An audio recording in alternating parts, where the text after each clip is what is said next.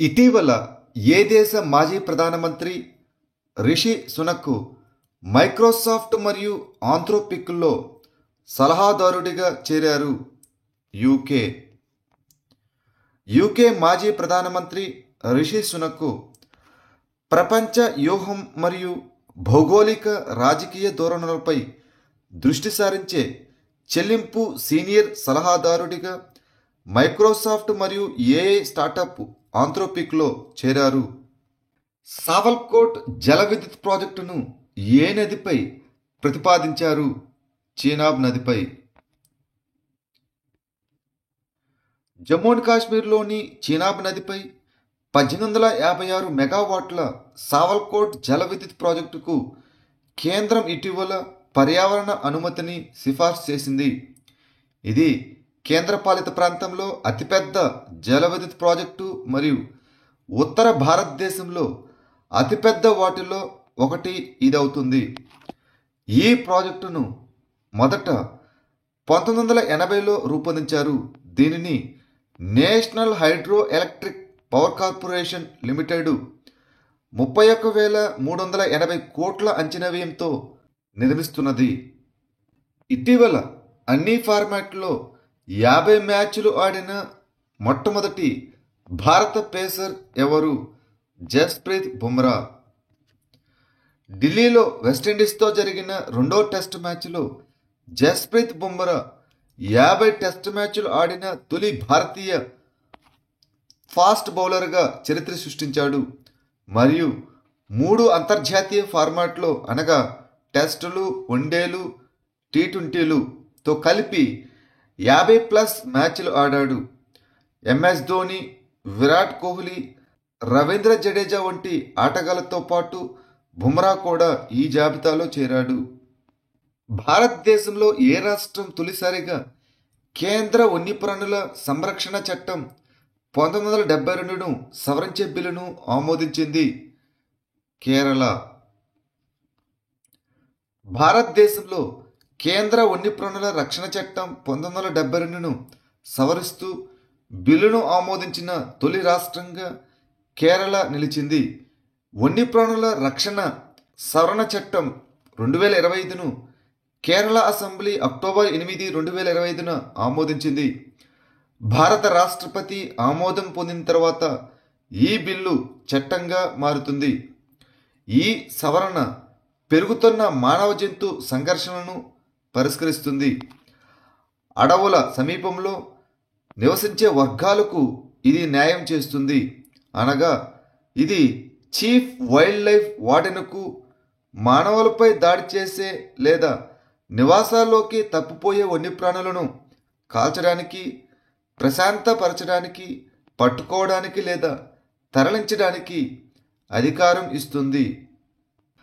ప్రపంచ వాతావరణ లక్ష్యాల కోసం స్థానిక చర్యపై ఢిల్లీ డిక్లరేషన్ ఏ వేదికలో ఆమోదించబడింది? Arise cities forum, New Delhi.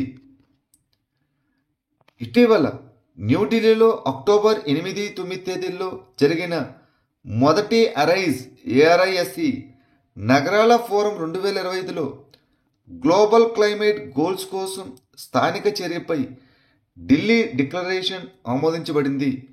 ఈ ఫోరమును ICLEI అనగా international council for local environmental initiatives, దక్షిణాసియా మరియు national institute of urban affairs NIUA సంయుక్తంగా నిర్వహించాయి. UNFCCC కింద COP30కి ముందు బహుళస్థాయి సహకారాన్ని బలోపేతం చేయడం మరియు పట్టణ వాతావరణ చర్యను వేగవంతం చేయడం దీని యొక్క లక్ష్యం. మానవ ముఖంతో కూడిన 12,000 సంవత్సరాల పురాతన టీ ఆకారపు స్తంభం ఎక్కడ కనుగొనబడింది? టర్కీ. ఆగ్నేయ టర్కీలోని పురావస్తు శాస్త్రవేత్తలు టర్కీలోని కరాహంటెపే వద్ద చెక్కబడిన మానవ ముఖంతో 12,000 సంవత్సరాల పురాతన టీ ఆకారపు స్తంభాన్ని కనుగొన్నారు. ఇది ప్రారంభ మానవ స్థావరాలు మరియు ఆధ్యాత్మిక అభ్యాసాలను అధ్యయనం చేసే టాస్ టెప్లర్ అనగా స్టోన్ హిల్స్ ప్రాజెక్టులో భాగంగా అక్టోబర్ 2025లో ప్రకటించబడింది. ఈ స్తంభం లోతుగా చెక్కబడిన కళ్ళు, విశాలమైన ముక్కు మరియు పదునైన ముఖరేఖలను చూపిస్తున్నది. ఐయుసిఎన్ ప్రపంచ పరిరక్షణ కాంగ్రెస్ 2025 ఎక్కడ జరిగింది? Abu Dhabi, UAE. అబుదాబిలో జరిగిన ఐయుసిఎన్ వరల్డ్ కన్జర్వేషన్ కాంగ్రెస్ 2025లో కేంద్ర పర్యావరణ సహాయ మంత్రి భారతదేశ జాతీయ రెడ్ లిస్ట్ రోడ్ మ్యాప్ మరియు విజన్ 2025-30ని ప్రారంభించారు. భారతదేశంలో అంతరించిపోతున్న జాతులను గుర్తించడం, వర్గీకరించడం మరియు సంరక్షించడం కోసం సమగ్ర రెడ్ లిస్టు అంచనా వ్యవస్థను రూపొందించడానికి ఈ రోడ్ మ్యాప్ ఒక జాతీయ ఇనిషియేటివ్. ఇది international union for conservation of nature IUCN ప్రపంచ ప్రమాణాలకు అనుగుణంగా ఉంటుంది. జాతీయ టెలి మానసిక ఆరోగ్య కార్యక్రమం టెలిమానస్ ఏ మంత్రిత్వ శాఖ ప్రారంభించింది? ఆరోగ్య మరియు కుటుంబ సంక్షేమ మంత్రిత్వ శాఖ. టెలిమానస్ అనగా రాష్ట్రాల అంతటా టెలి మానసిక ఆరోగ్య సహాయం మరియు నెట్వర్కింగ్. దీనిని 2022లో ఆరోగ్య మరియు కుటుంబ సంక్షేమ మంత్రిత్వ శాఖ ప్రారంభించింది. 24/7 టెలిమెంటల్ హెల్త్ సేవల ద్వారా సమానమైన, సరసమైన మరియు నాణ్యమైన మానసిక ఆరోగ్య సంరక్షణకు సార్వత్రిక ప్రాప్యతను అందించడం దీని యొక్క లక్ష్యం.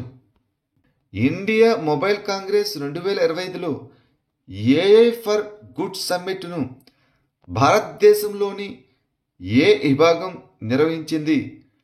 టెలికమ్యూనికేషన్ల విభాగం.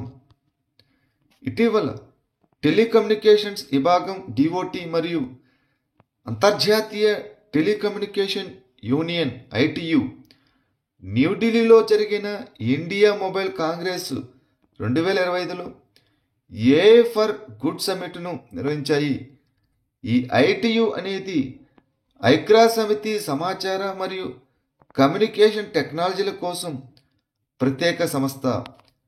ఇది 1865లో అంతర్జాతీయ టెలిగ్రాఫ్ యూనియన్గా స్థాపించబడింది. 1947లో ఈ ఐటియు యుఎన్ యొక్క ప్రత్యేక ఏజెన్సీగా మారింది. ఏ భారత ప్రభుత్వ మంత్రిత్వ శాఖ వ్యవసాయ సాంకేతిక కార్యక్రమాన్ని అనగా అగ్రి ఎనిక్స్ను ప్రారంభించింది? ఎలక్ట్రానిక్స్ మరియు సమాచార టెక్నాలజీ మంత్రిత్వ శాఖ. అగ్రి ఎనిక్స్ అనేది వ్యవసాయం మరియు పర్యావరణంపై దృష్టి సారించిన ఎలక్ట్రానిక్స్ మరియు ఇన్ఫర్మేషన్ టెక్నాలజీ మంత్రిత్వ శాఖ యొక్క జాతీయ కార్యక్రమం. అధునాతన సాంకేతికతలను పరిశోధించడం, అభివృద్ధి చేయడం, అమలు చేయడం, ప్రదర్శించడం మరియు వాణిజ్యాన్ని స్వీకరించడం దీని యొక్క లక్ష్యం. పలమౌ టైగర్ రిజర్వ్ ఏ రాష్ట్రంలో ఉంది? జార్ఖండ్. పలమౌ టైగర్ రిజర్వ్ జార్ఖండ్లోని చోటానాగపూర్ పీఠభూమిలోని లతేహర్ జిల్లా పశ్చిమ భాగంలో ఉంది. ఇది బెట్లా జాతీయ ఉద్యానవనంలో భాగంగా ఉంది మరియు దాదాపు 1026 చదరపు కిలోమీటర్ల విస్తీర్ణంలో ఉంది.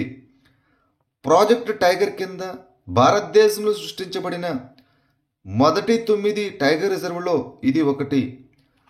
1932లో జేడబ్ల్యూ నికల్సన్ ఆధ్వర్యంలో పగ్మార్క్ కౌంట్ ఉపయోగించి పులుల గణనను నిర్వహించిన ప్రపంచంలోనే మొట్టమొదటి రిజర్వ్ ఇది. మొదటిసారిగా బుద్ధుని పవిత్ర అవశేషాలు ఏ దేశంలో ప్రదర్శించనున్నారు? రష్యా.